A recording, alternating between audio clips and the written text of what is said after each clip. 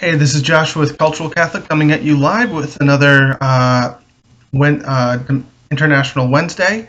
A little bit of housekeeping before we get on with the day. I'll start out first with the election results in Kenya, then go on to a story involving a hospital in India, and then finally move on to the some world leaders' reactions to Donald Trump and his reaction to Charlottesville. So, to get started with Kenya, the AP reports today that Kenya's opposition will challenge the results of last week's presidential election in Supreme Court and wage a campaign of civil disobedience. Its leader announced on Wednesday, saying they intended to oppose a computer-generated presidency. Raila Odinga uh, told reporters that Kenyans won't willingly go with democracy's slaughter.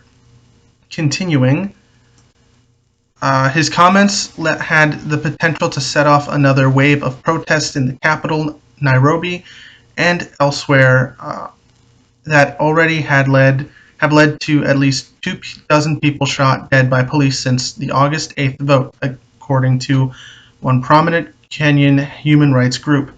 Odinga has claimed that the election results were hacked and rigged in favor of President Uhuru Kenyatta, who won a second term with 54% of the vote. Odinga claims that the hackers used the identity of Christopher Misando, an election official in charge of the electronic voting system, who was tortured and killed shortly before the vote. And we'll end this part. Um, and basically, what this is trying to say is that the opposition leader is disputing the results. He's referencing a story that was broken before the election about one of the men in charge of the elections being found murdered. And there was a lot of concern that this could lead to issues in association with the elections. And there's been some issues with Kenyan elections in the past, about a decade ago, and it'll be referenced in the article, that there were massive protests and civil unrest that led to a lot of death. So far, it's looking like that won't be the case with how things are going, but this is just another. This a lot of people in Kenya, particularly in the opposition parties, are feeling like they're being left out and aren't um, being represented or have a voice uh, um, to voice their concerns. And additionally, Odinga's court challenge after losing the 2013 election to Kenyatta was unsuccessful. Kenyatta won with just over 50% of the vote. No candidate's legal challenge against a presidential election in Kenya has ever been successful. On Tuesday, the Election Commission said it was not able to provide all the forms that were used to tabulate the presidential election results, raising the question of how it came up with the tally it announced on Friday night. The European Union Election Observer Mission on Wednesday urged Kenyan authorities to promptly publish all results forms online. So basically, what that's trying to say is there hasn't been a successful challenge to a sitting president um, legally, which is kind of concerning. And legally meaning in courts, there obviously has been a transition of power. It just has been with the same party since largely since independence, which some could say is a bit of an issue, and it really is dependent on how the parties act. Um, and this really, I think, is granted. Granted, Kenya isn't like an out and out dictatorship or despot or yeah, dictatorship. But this really seems to be like a lack of transitional help by the British, or using or giving the Kenyan peoples the ability to kind of rule themselves during the colonial period, um, which has been a lot of the problems with sub-Saharan Africa. There wasn't a lot of inclusion of natives in the governing process, and so that has led to a lot of problems. Now, I'm not saying that there aren't like shining examples of good African governments post-colonial rule, but it is part of the issue, and that really was just part of how colonialism worked. Now, what's kind of disturbing is, despite unrest in some areas of the past week, Kenya has appeared to avoid a repeat of the post-election violence a decade ago that left more than 1,000 people dead, as I previously mentioned.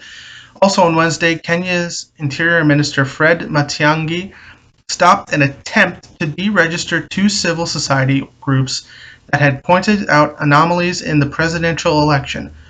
The government's National Non-Governmental Organizations Board has said it deregistered the Kenya Human Rights Commission and called for the arrest of the directors of the Africa Center for Open Governance. Both groups monitored the elections. In a statement, Matiang'i said a committee will be formed to look into allegations that the two groups had tax compliance issues and one was not registered. He ordered that no action be taken against the groups for 90 days. Civil society activists said Kenya Revenue Authority officials and police raided the offices of the African Center for Open Governance. Maina Kiai, a former expert for the United Nations on the rights to freedom of assembly and association, said Kenya's government was acting like people who have stolen elections. So that really does seem to be a bit of like a nail in the coffin in how this is going. Again, we'll have to really see what the election results, once they're fully released, say. Although this is looking a little suspicious if you really think about it. Hopefully, things will change, but really it's up to international pressure and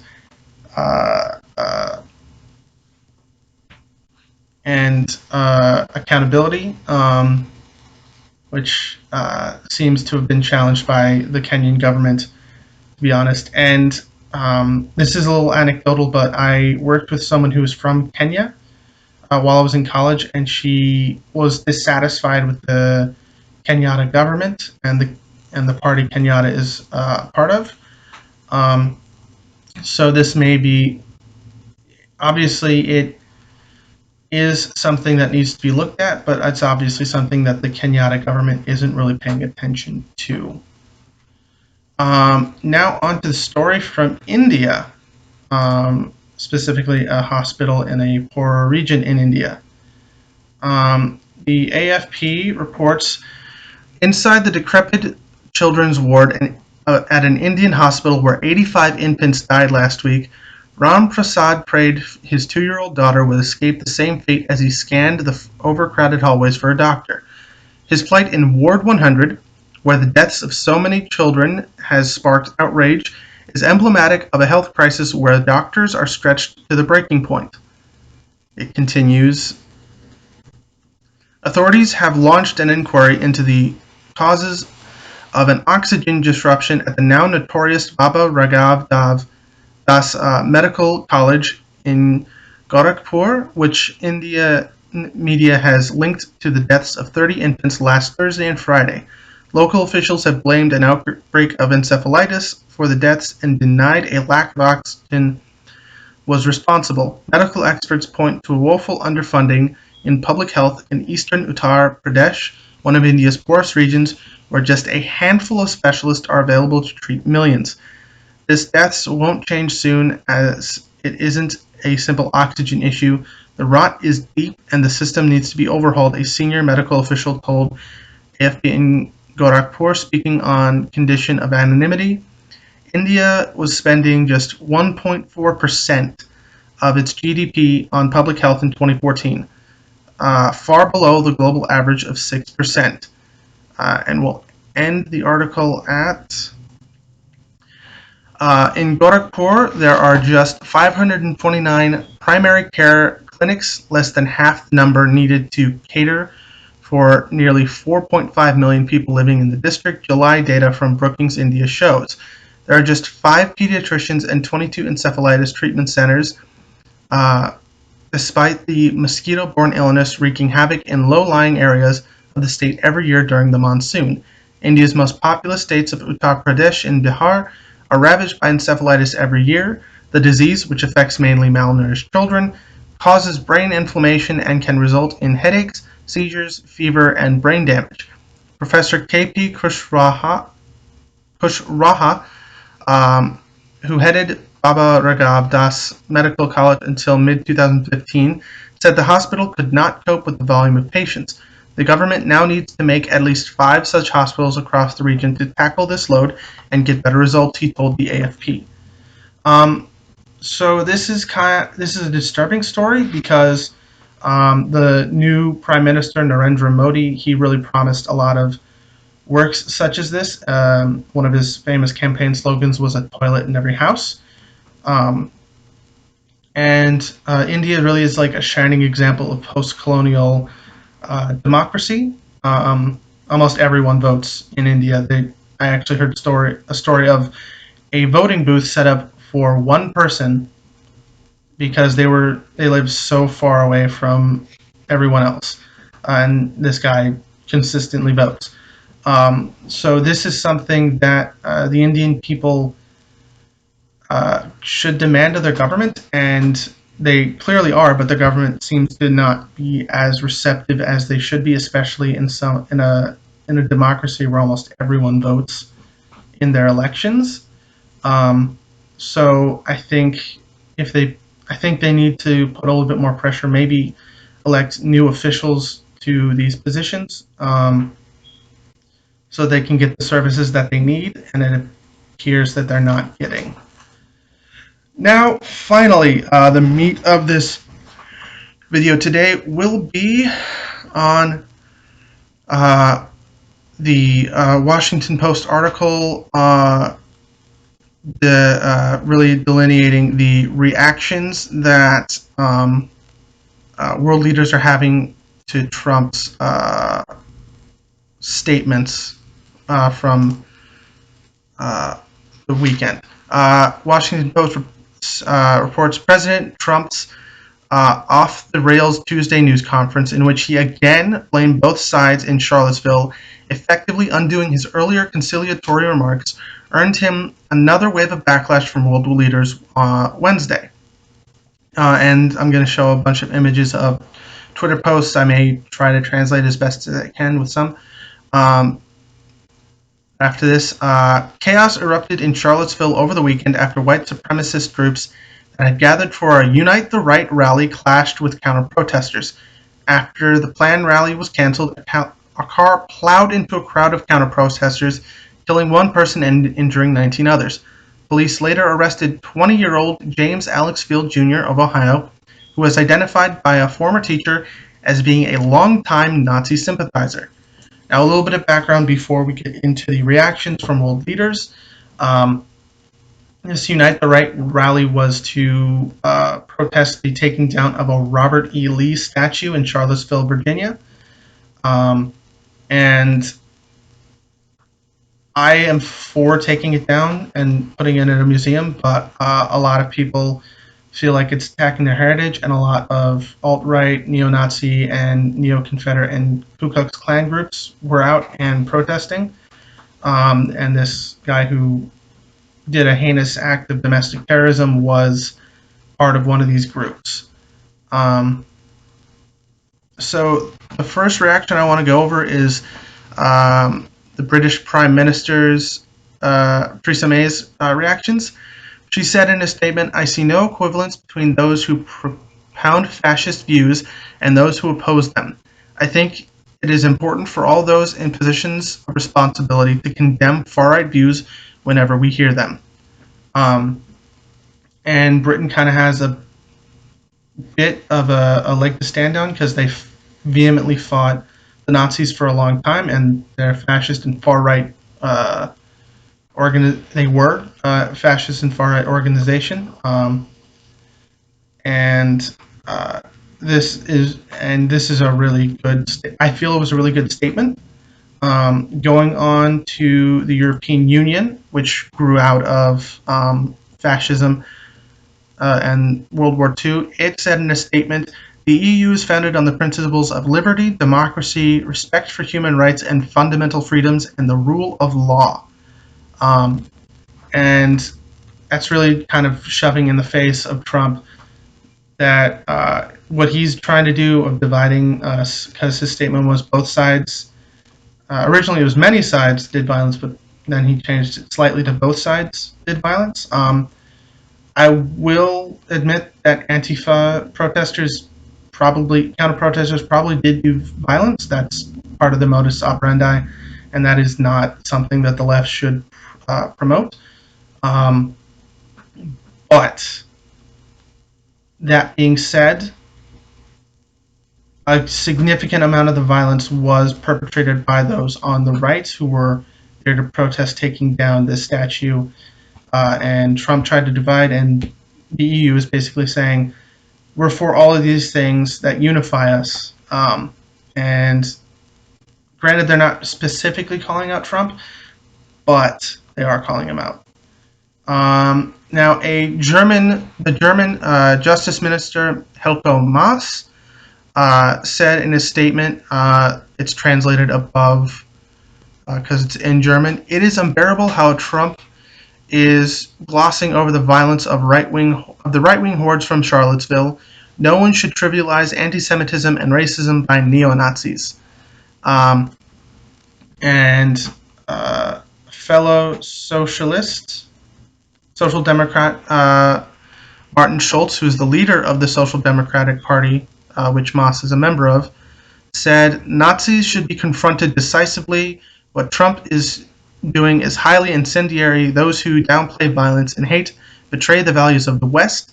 Again, that is translated from the Twitter post below because it's in German, and they really do have a leg to stand on because Germans have been consistently since the end of World War II.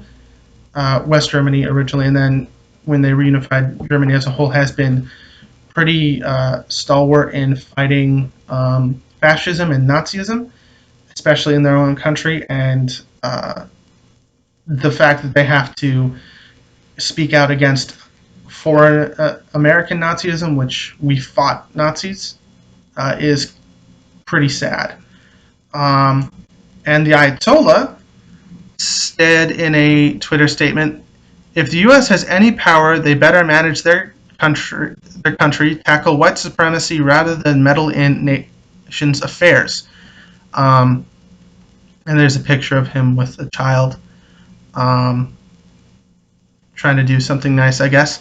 And that really is something that makes a lot of sense because we meddle in a lot of other countries' affairs saying we're doing this for altruism and for democracy, and these groups are pretty anti-democracy, and our president seems to be at the very least, ambivalent to them, and that is not something that we really like to think about. Continuing on, Trump's initial public remarks on violence in Charlottesville were criticized by many, including members of his own political party, for being insufficient and vague. On Monday, the president specifically called out the Ku Klux Klan, neo-Nazis, white supremacists, and other hate groups in unscheduled remarks at the White House. Though some criticized Trump's comments as too little, too late, I would be one of them. It then continues. However, on Tuesday, Trump seemed to revert to his original statement in a terse exchange with reporters at what was supposed to be a news conference about infrastructure. And I'll go into those remarks.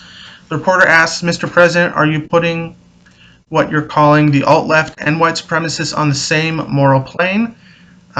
Trump replied, I'm not putting anyone on a moral plane. What I'm saying is this. You had a group on one side and you had a group on the other, and they came at each other with clubs, and it was vicious, and it was horrible, and it was a horrible thing to watch. But there is another side. There was a group on this side. you can call them the left. You just called them the left. That came violently attacking the other group. So you can say what you want, but that's the way it is. He then continued, yes, I think there's blame on both sides. If you look at both sides, I think there's blame on both sides, and I have no doubt about it. And what you don't have any doubt about it either. And if you reported it accurately, you would say, the reporter then interrupted, the neo-Nazis started this. They showed up in Charlottesville to protest, and Trump interrupted him. Excuse me, they didn't put themselves. And you had some very bad people in that group, but you also had people that were very fine on both sides. You had people in that group. Now, while his response was incoherent, he's basically saying that both sides are to blame, and that's not entirely accurate. Again, if there were Antifa in that counter-protest, which is highly likely, they did violence, and that is wrong, and that is horrible, and that should not be something the left promotes. But they didn't kill anyone, and they didn't also beat people in a much larger group. Antifa was a smaller group within the counter-protesters. There was BLM. There was many other groups in there that are avowed that are, as an organization wide. I'm not going to say that specific chapters exactly follow that, but as a group wide, they're non-violent.